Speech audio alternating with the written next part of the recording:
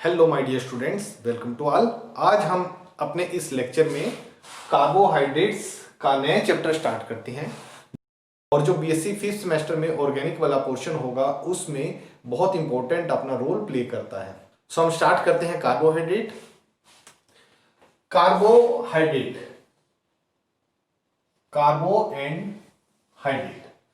सो सबसे पहले हम बात करते हैं कि कार्बोहाइड्रेट होता क्या चीज है, हमें कार्बोहाइड्रेट कैसे मिलता है। तो हम कहते हैं कि जनरली हमने कुछ भी खाना खाया, जैसे पोटैटो हो गया और रोटी होगी या कोई भी चीज हमने जो खाई है उसमें हमारे पास कार्बोहाइड्रेट्स होगा कि वो हमें कार्बोहाइड्रेट हमें प्लांट से मिलता है। प्लांट से जैसे कि इन form of fruit, in form of would, in form of wool, ये सारी चीजों से हमको कार्बोहाइड्रेट मिल रहा है। तो कार्बोहाइड्रेट प्लांट कैसे सिंथेसिस करता है, बड़ी सिंपल सी रिएक्शन है। हम बचपन से पढ़ते आ रहे हैं इस रिएक्शन को कि CO2 प्लांट ने एब्जॉर्ब किया, फोटोसिंथेसिस की प्रोसेस की वाटर से और फोटोसिंथेसिस से हमको मिलता है CH2O। अभी मैं इसकी वैल्यू लिखता हूं, क्या क्या वैल्यू होगी। अगर जो मैंने कहा कि X हमारे पास CO2 यूज हुए, Y हमारे पास वाटर यूज हुए, तो X और अमाउंट ऑफ वाटर यहां से हमारे पास आ जाएगा plus X amount of O2 oxygen release होती है। जनरली ये फोटोसिंथेसिस से हमारे पास होगा इन प्रेजेंस ऑफ क्लोरोफिल।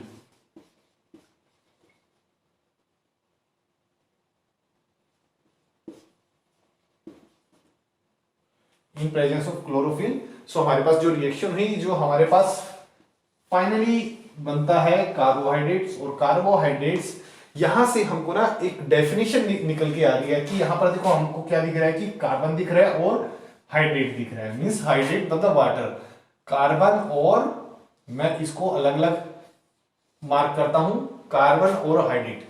तो सबसे पहले हमारे पास क्लासिकल डेफिनेशन आती है कार्बोहाइड्रेट की।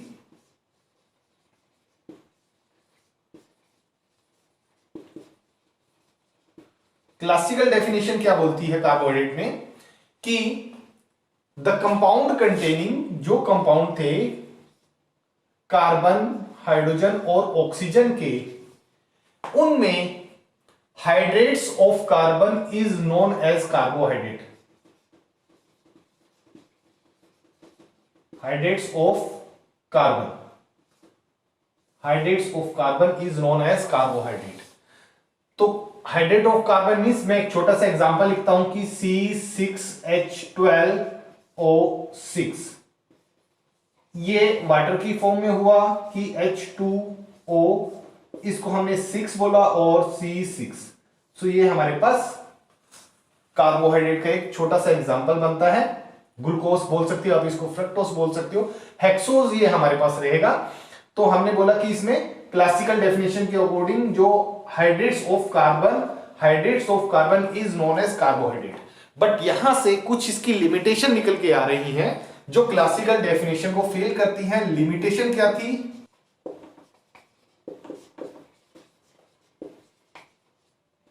लिमिटेशन क्या क्या आ रही हैं इसमें? फर्स्ट, हम कंपाउंड लिखते हैं रेमेनोज।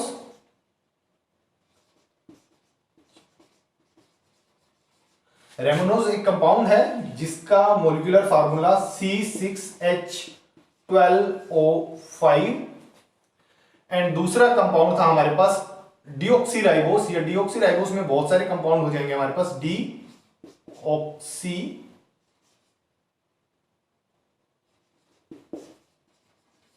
Ribose C5H10O4। अब इसमें दीज आर द कार्बोहाइड्रेट, ये कार्बोहाइड्रेट है दोनों। इन कार्बोहाइड्रेट में जो हाइड्रोजन और ऑक्सीजन था that are not in form of water, ये यहां पर हमारे पास H2O इस फॉर्म में दोनों में से कोई भी नहीं है।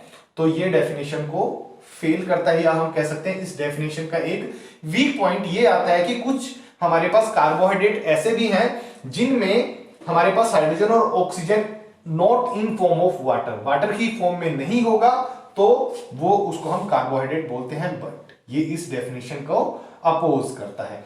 दूसरा हमारे पास आता है सम ऑफ द कंपाउंड। कुछ हमारे पास कंपाउंड ऐसे हैं कि जैसे फॉर्मल्डिहाइड HCHO, इसको अगर जो मैं मोलिकुलर फार्मूले के फॉर्म में लिखता हूं CH2O। दूसरे हम बात करते हैं एसिटिक एसिड CH3COOH। अगर मैं इसकी भी बात करता हूं, इसको मैं मोलिकुलर फार्मूले के फॉर्म में लिखता हूं C2H4O2।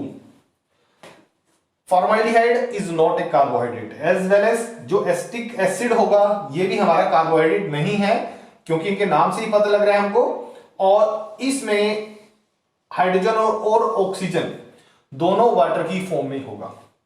H2O मींस अगर जो मैं कहता हूं कि इसको 2 से मल्टीप्लाई कर दिया तो हमारे पास ये बन जाएगा। तो these are not carbohydrate, but इनमें जो वाटर होगा, मतलब जो हाइड्रोजन और ऑक्सीजन होगा, वो हमारे पास वाटर की फॉर्म में होगा, बट ये कार्बोहाइड्रेट नहीं है। तो इस डेफिनेशन के अकॉर्डिंग क्या कहता था, हाइड्रेट्स मतलब water of carbon, hydrates of carbon is known as. So यहां पर हम इनको बोलते हैं कार्बोहाइड्रेट नहीं है, बट ये इसको डेफिनेशन को फॉलो कर रहा है। तो ये इसका वीक पॉइंट हो गया। अब थर्ड पॉइंट हम बात करते हैं, कार्बन कभी भी हाइड्रेट्स नहीं बनाता। सबसे मेन पॉइंट ये हुआ, कार्बन हाइड्रेट्स, मैंने क्रॉस किया, hydrates, carbon does not form hydrates, carbon hydrates नहीं बनाता।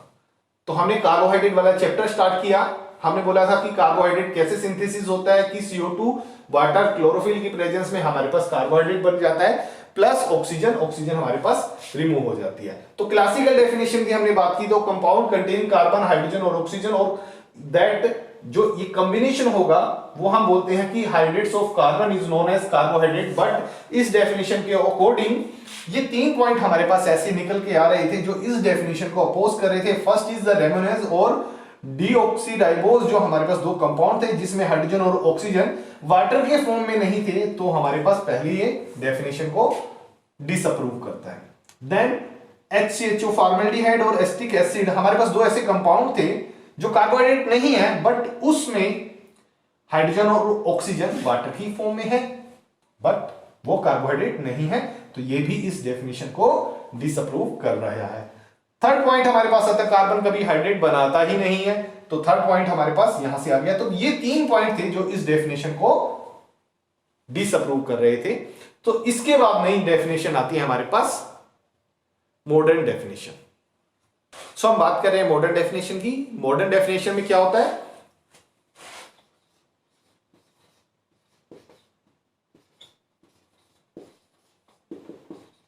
मॉडर्न डेफिनेशन क्या बोलती है कि polyhydroxy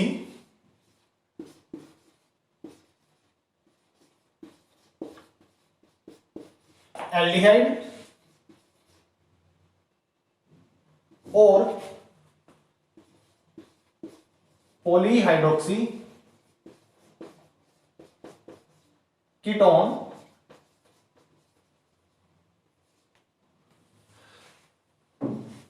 or the compound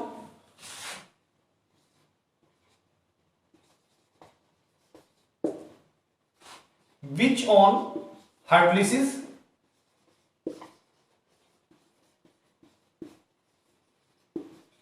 give at least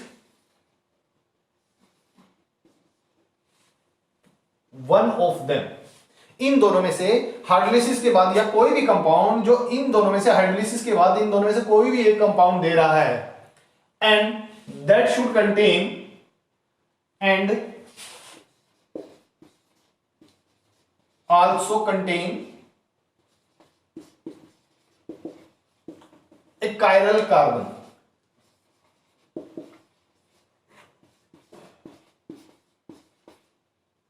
ये इंपॉर्टेंट है कि पॉलीहाइड्रोक्सी एल्डिहाइड और कीटोन और the compound which on hydrolysis give at least, इन दोनों में से कोई ना कोई एक चीज देनी चाहिए उसको, and also contain a chiral carbon is known as carbohydrate. इस डेफिनेशन के अकॉर्डिंग ये कहता है कि पॉलीहाइड्रोक्सी एल्डिहाइड और कीटोन होना चाहिए वो, और हाइड्रोलिसिस के बाद इन दोनों में से कुछ एक देना चाहिए उसको, एंड आल्सो कंटेन, ये इंपॉर्टेंट रहेगा कि एक कायरल कार्बन, एटलीस्ट उसमें 1 कायरल कार्बन तो होना ही चाहिए। सो वो हमारे पास आता है मॉडर्न डेफिनेशन। तो ये मॉडर्न डेफिनेशन हमारे पास, जैसे जैसे हम अभी एग्जांपल लिखेंगे तो वो उन सभी एग्जांपल को एक्सप्लेन कर रहा है। सो मैं सिंपलेस्ट एग्जांपल लिखता हूं, ये एग्जांपल 6 कार्बन वाला कार्बोहाइड्रेट का, ग्लूकोज बोल सकते हैं इसको, फ्रक्टोज बोल सकते हैं। तो ये एग्जांपल मोस्ट फ्रीक्वेंटली हमारा इस चैप्टर में यूज होने वाला है। सो मैंने ये एग्जांपल यहां पर लिखा है, मेंशन किया है। सो मॉडर्न डेफिनेशन हमारे पास, एक बार मैं दोबारा रीड करता हूं कि पॉलीहाइड्रोक्सीएल्डिहाइड और कीटोन होना चाहिए और कंपाउंड होना चाहिए जो हाइड्रोलिसिस होने के बाद इन दोनों में से कोई ना कोई एक चीज मिले, और आल्सो कंटेन कायरल कार्बन, एक कायरल कार्बन उसके पास होना ही चाहिए। सो उनको हम बोलते हैं कार्बोहाइड्रेट। सो नेक्स्ट हम बात करते हैं क्लासिफिकेशन ऑफ कार्बोहाइड्रेट्स।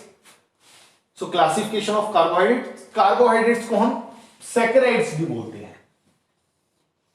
तो कार्बोहाइड्रेट्स को सैकराइड्स भी बोलते हैं। इसी बेस पर हम कार्बोहाइड्रेट्स को 3 फॉर्म में डिवाइड करते हैं, 3 अलग अलग टाइप में डिवाइड करते हैं कि monosaccharide, oligosaccharide and polysaccharide. Monosaccharide, mono as name indicate only one saccharide, means this is the simplest form of saccharide which cannot be further hydrolyzed। ये फर्दर आगे हाइड्रोलाइज नहीं होता, मतलब आगे टूटता नहीं है। तो इस पर 3 से 8 नंबर ऑफ कार्बन के चेन हो सकती है, वो हमारे पास मोनोसैकराइड रहेंगे। तो एक चेन में 3 से या 8 नंबर तक के कार्बन हो सकते हैं, वो पॉलीहाइड्रोक्सीएल्डिहाइड और कीटोन वटेवर हमारे पास कुछ भी होंगे, एटलीस्ट 1 कायरल कार्बन होना चाहिए उनके पास। तो ये फर्दर हाइड्रोलाइज होने के बाद आगे छोटे मॉलिक्यूल्स में हम कह सकते हैं नहीं टूटते, तो हमारे पास ये थे मोनोसैकराइड। देन फिर आता है ओलिगोसैकराइड। ये हमारे पास 2 to 10 और मोर हम बोल सकते हैं। 2 to 10 को हमने बोला कि oligosaccharide which can be further hydrolyse into 2 to 10 monosaccharide.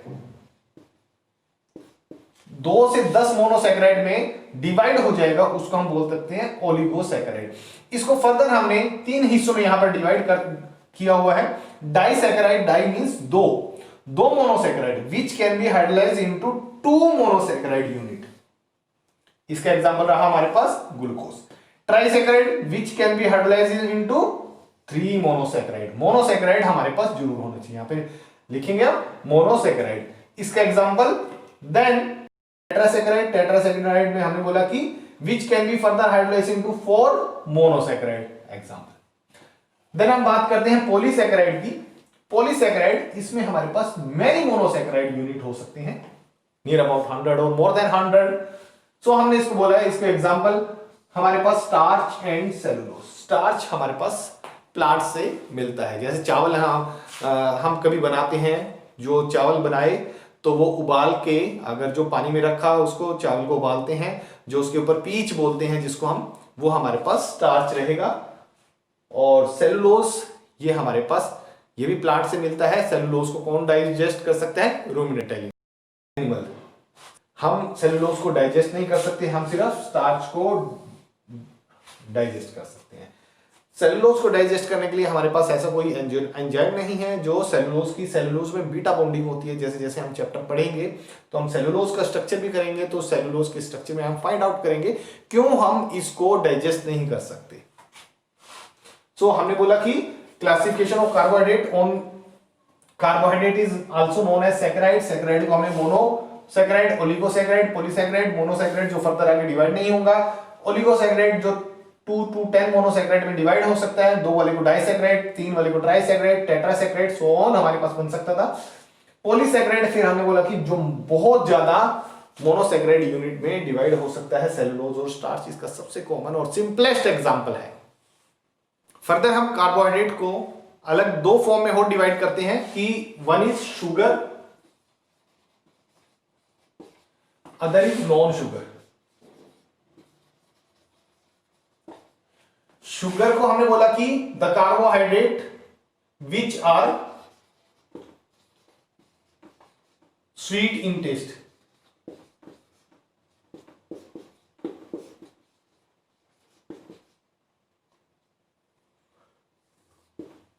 तो हमने बोला कि carbohydrate which are sweet in taste is known as sugar, और जो स्वीट नहीं होंगे वो नॉन शुगर। तो हमने यहां पर बोला विच आर नॉट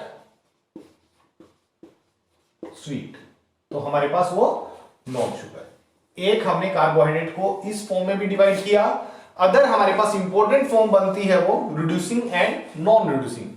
तो मैं यहां पे लिखता हूं रिड्यूसिंग शुगर और नॉन रिड्यूसिंग। रिड्यूसिंग शुगर को हम बोल सकते हैं कि पॉलीहाइड्रोक्सी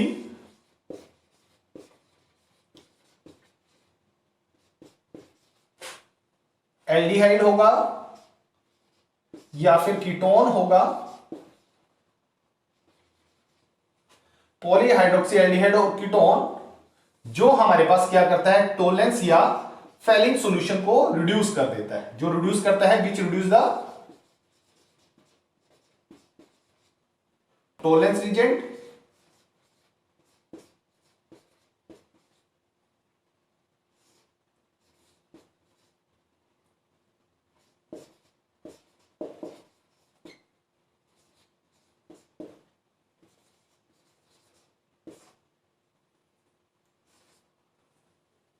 रिड्यूसिंग शुगर हमारे पास वो होगा जो पॉलीहाइड्रोक्सी एल्डिहाइड और ketone which reduce the Tollens reagent और फेलिंग सॉल्यूशन। फेलिंग सॉल्यूशन और टोलेंस रीजेंट को रिड्यूस कर देगा, वो हमारे पास रिड्यूसिंग शुगर होगा। और जो फेलिंग सॉल्यूशन और टोलेंस रीजेंट को रिड्यूस नहीं कर पाता, यहां पर क्या होगा, नॉट रिड्यूस। किसको, अगेन टोलेंस रीजेंट और फेलिंग सॉल्यूशन। जो फेलिंग सॉल्यूशन को रिड्यूस नहीं कर पाएगा या टोलेंस रीजेंट को रिड्यूस नहीं कर पाएगा, वो हमारे पास नॉन रिड्यूसिंग शुगर रहेगा। नेक्स्ट हम बात करते हैं क्लासिफिकेशन ऑफ मोनोसैकेराइड। तो मोनोसैकेराइड में हम बोलते हैं क्लासिफिकेशन मोनोसैकेराइड की। मोनोसैकेराइड फर्दर डिवाइड होता है एल्डोस और कीटोस में।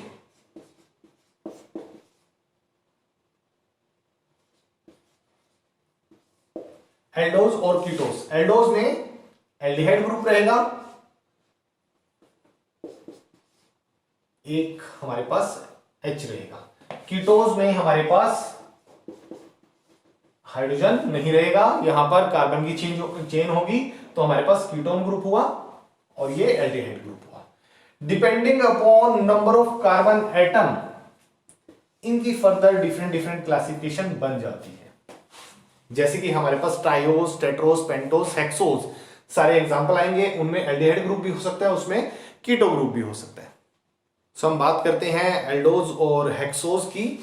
एल्डोस, ट्रायोस, इनका नाम बड़ा इजी सा रहेगा कि aldose, triose, aldose, tetrose, aldose, pentose, aldose, hexose. जितने नंबर ऑफ कार्बन आइटम आएंगे और उतने ही हमारे पास ose, tetrose, pentose, hexose, heptose, so on हमारे पास चलता रहेगा। एल्डोस मींस इसमें एल्डिहाइड ग्रुप रहेगा। तो मॉलिक्यूलर फार्मूला 3 कार्बन के लिए हमारे पास ये रहा 4, 5, 6। एन हमने यहां पर डिफाइन किया है, देखो यहां पर है CHO। एक कार्बन हुआ हमारे पास, इस कार्बन से हमारे पास एक तरफ OH जुड़ा हुआ है, एक तरफ हाइड्रोजन जुड़ा हुआ है। अगर इसकी नंबर n इक्वल टू 1 मतलब एक ही हुआ, तो ये ट्रायोस का एग्जांपल बनेगा 1, 2, 3। अगर n इक्वल टू 2 हुआ तो 2 ये आ जाएंगे। पोजीशन हमारी लेफ्ट रहेगी, राइट रहेगी OH की, वो हमारी अलग बात है, हमारे अलग अलग आइसोमर बन जाएंगे, उसके टाइप्स बन जाएंगे। हम बात करेंगे 1, 2, 3, 4। 4 के लिए टेट्रोस, 3 आ जाएगा पेंटोस, 4 हो जाएगा हेक्सोस। तो एग्जांपल सबसे सिंपलेस्ट ग्लिसरॉल्डिहाइड, एरिथ्रोस, थ्रियोस। 5 मेंबर के लिए राइबोस, जाइलोस, हेक्सोस। हेक्सोस के लिए ग्लूकोज और मैनोस। बड़ा इंपॉर्टेंट है ग्लूकोज और मैनोस। नेक्स्ट हम बात करेंगे कीटोस की। कीटोस में भी सेम यही पैटर्न चलेगा, keto triose, keto tetrose, keto pentose, keto hexose, molecular formula remain same. हमारे पास यहां पर डिफरेंट क्या हुआ, यहां पर था हमारे पास एल्डिहाइड ग्रुप और यहां पर हमारे पास कीटो ग्रुप। अब देखिए मैंने N यहां से शुरू किया है क्योंकि यहां पर CHOH ये नहीं होगा, तभी हमारे पास 3 नंबर ऑफ कार्बन एटम बनेगा। 3 नंबर ऑफ कार्बन एटम वाले का हमारे पास यहां पर नाम होगा dihydroxy acetone. Dihydroxy acetone, acetone का एग्जांपल था ये। फिर हमने एक CH इंट्रोड्यूस कर दिया, उसको हमने डिफाइन किया। अगर जो CH1 हुआ तो हमारे पास 4 नंबर का बनेगा। 4 के लिए हमारे पास एरिथ्रोलोज, ये हमारे पास एरिथ्रोज बनेगा और यहां पर एरिथ्रोलोज या थ्रियोलोज हमारे पास इसका नाम हो जाएगा। पेंटोज में हमारे पास राइबोलोज, ज़ैलुलोज, फिर हमारे पास 6 नंबर में फ्रुक्टोज हमारे पास एग्जांपल इसका रहता है। सो ये थे हमारे पास एल्डोज और कीटोज, क्लासिफिकेशन ऑफ मोनोसैकेराइड। तो नेक्स्ट लेक्चर में हम बात करेंगे ग्लूकोज की प्रिपरेशन और उसकी केमिकल प्रॉपर्टी के बारे में। सो आज के लेक्चर में इतना ही। Thank you.